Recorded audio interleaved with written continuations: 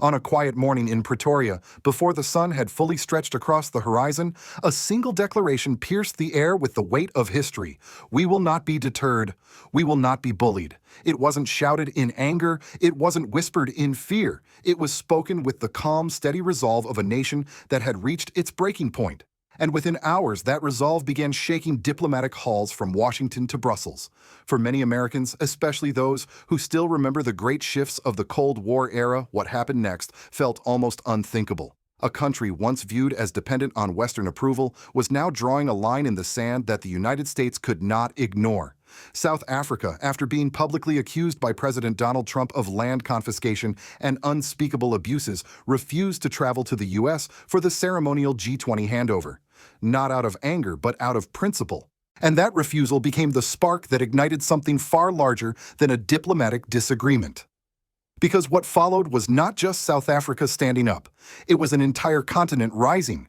Africa, long treated as a market to be influenced rather than a power to be respected, responded with an economic counterstroke unlike anything Washington had ever faced. Countries from Nigeria to Kenya, from Morocco to Angola, joined a coordinated decision that would soon send tremors through American agriculture manufacturing pharmaceuticals and global supply chains. And so the question, especially for older Americans who have watched decades of foreign policy unfold, becomes unavoidable. What happens when a continent the world underestimated decides it will no longer be silent, no longer compliant, and no longer willing to accept unfair terms? Stay with me, because understanding this moment is essential, not just for Africa's future, but for America's place in a rapidly changing world.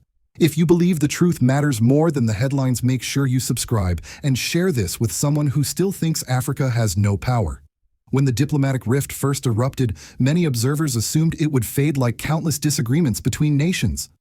But what made this crisis different was not just what was said, it was who finally decided to stop absorbing the blows. The spark began with President Donald Trump's televised accusation that South Africa was confiscating land and carrying out far worse actions, claims he did not substantiate. To the world, it looked like another moment of political rhetoric. To South Africans, it was a line crossed. In Pretoria, leaders convened behind closed doors. They discussed not only the accusations, but also the larger pattern behind them, decades of uneven economic relationships, pressure, and policies that consistently placed Africa at a disadvantage. Within days, South Africa made a historic choice. It refused to attend the ceremonial G20 handover in the United States, an act that startled Washington, not because a country had disagreed, but because a country had finally said no. Yet the true turning point came shortly after. South Africa announced that it would impose strict restrictions on multiple categories of U.S. goods entering its ports. What sounded like a bold national decision quickly transformed into a continental movement. The African Continental Free Trade Area, AfCFTA, often spoken of in theoretical terms, suddenly came alive in practice. Ministers and trade officials from across the continent began coordinating phone calls, emergency sessions, and policy alignments. Within hours, nations from West, East, North, and Southern Africa declared they would join South Africa's stance. The list of participating countries read like a map of Africa's major economic engines: Nigeria, Kenya, Ghana, Ethiopia, Tanzania, Senegal, Egypt, Algeria, Morocco, and Angola. This wasn't symbolic support, it was a realigned economic front. And the goods being banned? They weren't chosen randomly. They were the pillars of America's export strategy into Africa. Poultry, corn, wheat, processed foods, industrial machinery, pharmaceuticals, and mid-tier vehicles. Each represented a strategic pain point. U.S. companies had long treated Africa as the landing zone for surplus goods that American consumers didn't want or couldn't absorb. Dark meat, chicken parts, outdated car models, subsidized grains. These products shaped African markets for decades, often suffocating local industries before they had the chance to grow. For years, African poultry farms struggled to compete with heavily subsidized U.S. imports sold at prices no local business could match. Corn producers across West Africa watched their grain lose value against cheap American corn. Hospitals grew dependent on American pharmaceutical giants whose pricing structures left millions unable to afford essential medication. Africa had been a buyer out of necessity, not choice. This time, however, the continent chose differently. The embargo extended across ports from Lagos to Durban, from Mombasa to Alexandria. Cargo ships loaded with thousands of tons of U.S. poultry and grain were suddenly left without a destination. Shipping companies scrambled for reroutes. U.S. agricultural boards issued emergency advisories. Economists warned that the ripple effect would be immediate, deep, and unprecedented. Yet the most shocking development was not the ban itself. It was the unity behind it. Africa had coordinated a strategic economic maneuver that no one in Washington believed possible. For decades, Western policymakers assumed African states were too divided, too dependent, or too politically fragile to form a common economic stance. But the opposite had begun to unfold. The continent was acting not as isolated markets but as a single negotiating body, with a population of 1.4 billion and enormous future demand. Underlying all this was a shift long in the making. Africa no longer wished to be a passive participant in global trade. The continent wanted to industrialize on its own terms, develop its domestic manufacturing sectors, and reclaim control over its markets. The embargo was not emotional retaliation, it was a declaration of sovereignty. For the first time in modern history, Africa showed that it could shake global supply chains, and the world had no choice but to pay attention. The true moment of rupture did not come when Africa announced the ban, it came when the world finally realized the ban was real. In Washington, early morning briefings were abruptly rewritten. Advisors who once dismissed Africa as a minor market now watched live updates showing U.S. cargo vessels anchoring offshore waiting for clearance that would never come. One official was overheard whispering, "We miscalculated. We didn't think they'd follow through." The first wave of economic shock hit America's poultry industry, the same industry that had relied on Africa as the primary destination for surplus dark meat and chicken parts Americans rarely ate. Ships carrying thousands of tons of frozen poultry were denied entry at ports in Lagos, Durban, Mombasa, and Tema. Footage aired on U.S. networks showed vessels turning away, rerouting aimlessly across the Atlantic. Cold storage facilities in the Midwest overflowed. Prices collapsed almost overnight. Farmers who had never before considered Africa essential suddenly realized that without African demand, their business models were broken. Then came the collapse in corn and grain markets. For decades, Africa had been one of the fastest-growing importers of American corn. But with the ban in effect, African buyers quickly shifted to suppliers in Brazil and Argentina. Some nations even committed to boosting domestic grain production through new agricultural reforms. In Iowa, Kansas, Nebraska, and Illinois, co-ops issued frantic guidance to farmers: store what you can sell, what you must prepare for heavy losses.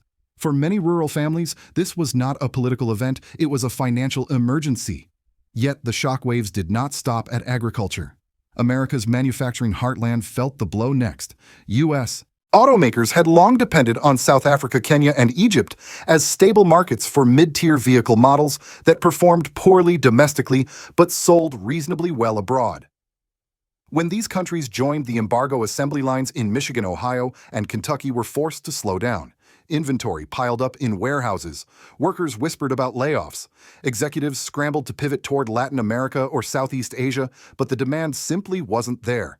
Africa, long undervalued, had been a quiet pillar of the American automotive export ecosystem. The deepest wound of all, however, came from the pharmaceutical ban.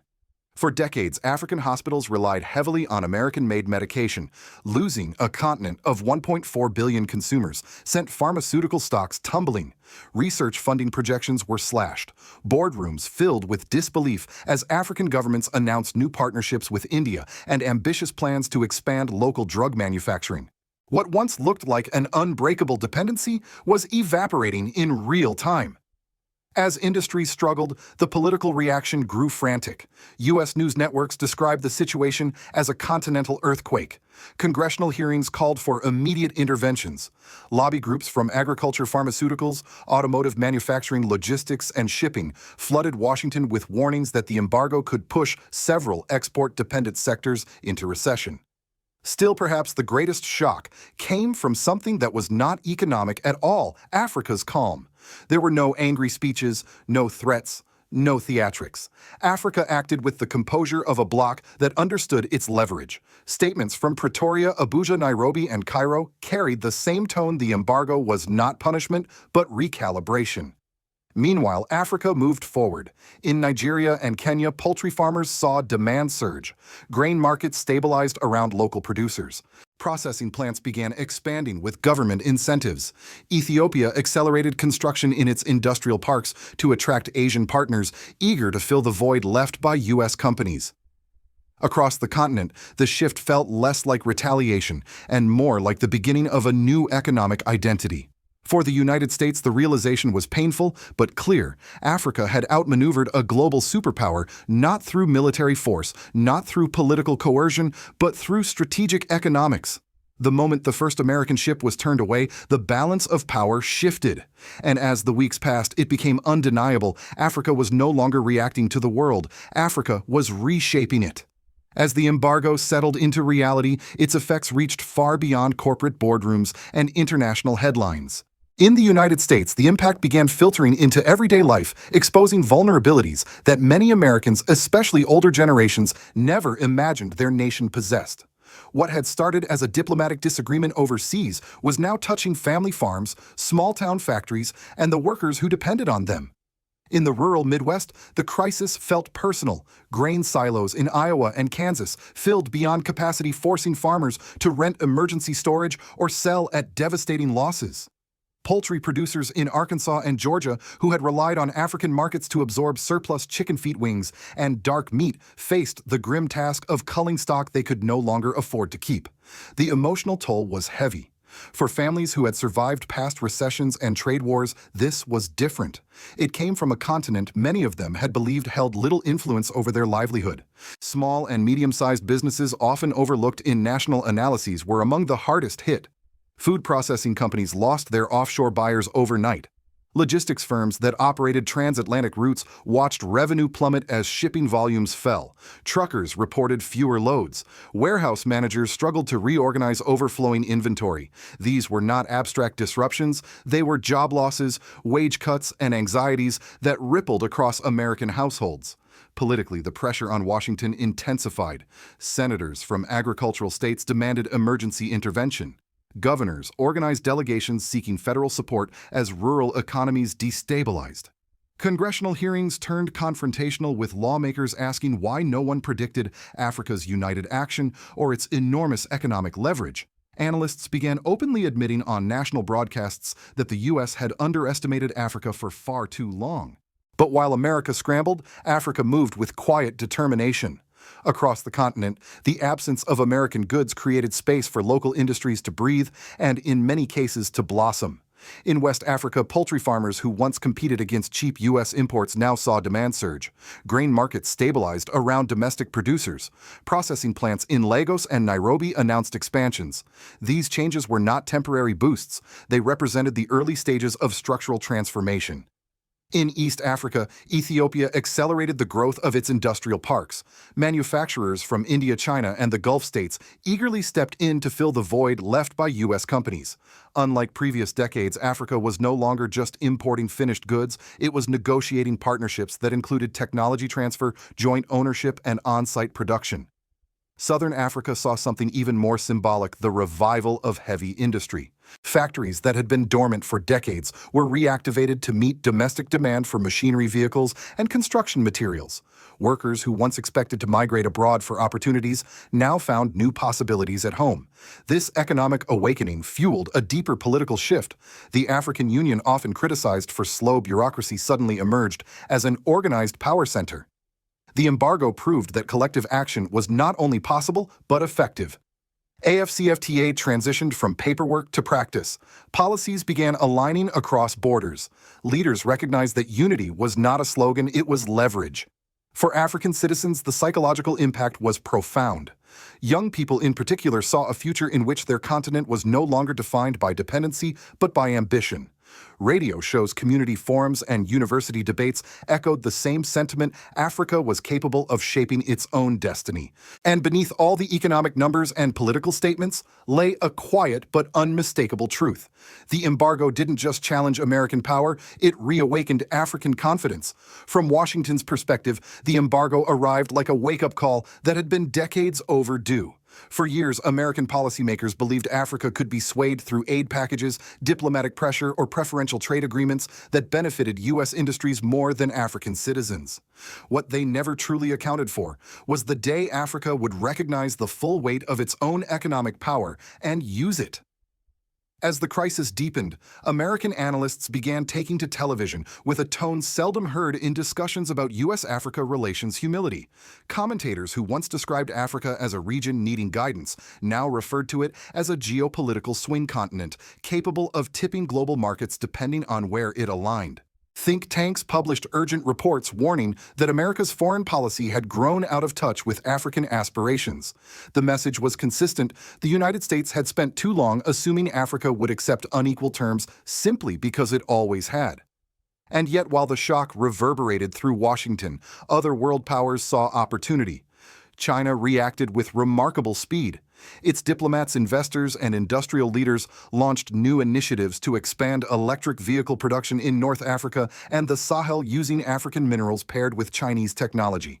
India strengthened its already deep pharmaceutical links by proposing joint research centers and co-owned manufacturing plants across East Africa. Brazil and Argentina capitalized on the agricultural vacuum created by the embargo, locking in long-term grain supply contracts that once belonged to the United States. Europe, meanwhile, found itself caught between anxiety and realism. EU leaders understood that if Africa continued to negotiate as a unified bloc, then Europe, like America, would need to rethink its tone, its strategies, and its economic reliance on African labor, minerals, and markets. Brussels quietly sent envoys urging re-engagement, though many African leaders viewed the gesture as an attempt to preserve old hierarchies under softer language. But the most profound global shift wasn't economic, it was psychological. For the first time in generations, Africa had asserted itself not as a collection of fragile economies, but as a foundational force in the emerging multipolar world. And that shift forced Americans, particularly older generations, accustomed to a US-centered global order, to confront a difficult truth: influence is no longer guaranteed by military strength or GDP alone. In a world defined by supply chains, minerals, demographics, and industrial capacity, power is becoming more distributed. Africa's decision demonstrated this vividly. Inside the United States, this realization spurred debates that reached beyond trade policy. Scholars and diplomats argued that America needed a complete reset in how it sees Africa, less as a recipient and more as a partner. Others warned that unless the U.S. adapted quickly, it would lose long-term strategic ground to nations that treated African countries with fairness, respect, and mutual interest. To many observers, the embargo symbolized something larger than a dispute over poultry corn or pharmaceuticals. It marked the end of what some called the unipolar assumption, the belief that the world would indefinitely bend toward American preferences. Africa had made a choice rooted in economic sovereignty, and the world adjusted accordingly. And as the dust settled, one conclusion echoed across think tanks, diplomatic circles, and foreign policy boards: Africa had not just disrupted American trade, it had altered the architecture of global power itself. In the end, the embargo did far more than disrupt trade routes or unsettle commodity markets. It shattered an old narrative about who holds power in the modern world. For decades, many Americans believed that global economics moved only when Washington moved. But Africa's united stand showed something unmistakable. A continent once dismissed as peripheral now has the capacity to shift the balance of global prosperity with a single coordinated decision. And that reality carries a warning not just for policymakers, but for all of us who grew up during an era when American dominance felt permanent and unquestioned. If Africa could do this once, it can do it again. The world is entering a new chapter where influence is shared, not imposed, where respect must be earned, not assumed, and where nations large or small will rise or fall, depending on how well they understand this transformation. For older Americans who remember the geopolitical shocks of the 1970s oil crisis, the parallels are striking. A resource-rich bloc recognized its leverage and reshaped the global order overnight. Today, Africa is doing the same, except this time the leverage is not just oil, but population, minerals markets, and a growing industrial base. And the momentum isn't slowing. Across the continent, leaders are rethinking development, sovereignty, and partnership. Citizens are demanding industries that uplift local economies rather than extract from them. Young people, Africa's greatest demographic strength, are stepping into roles once reserved for foreign dependency. This is no longer the Africa seen in old textbooks. This is a continent rewriting its future in real time. Figures like President Ibrahim Traore of Burkina Faso, often highlighted in Africa news for their unapologetic pursuit of national independence, embody the broader shift. Whether one agrees with his methods or not, he represents a generation of African leadership that refuses to govern by the standards of former colonial powers. And his rise prompts uncomfortable but necessary questions for American audiences. Can the United States succeed in a world where Africa negotiates as an equal? Is Washington prepared to respect a continent that has clearly outgrown the role assigned to it? These are questions we must confront, not out of fear, but out of understanding. A stable, empowered Africa benefits the world, but ignoring Africa or assuming its cooperation now comes with a cost. So I leave you with this. Do you believe the United States should adapt to Africa's new economic strength, or will it cling to an outdated playbook that no longer reflects reality? And do you think leaders like Ibrahim Traore are accelerating this global shift, or simply revealing a change that was already underway? If you feel you're among the first to recognize how deeply this moment will shape our future, please share this video and subscribe if you believe the truth is far more important than the headlines.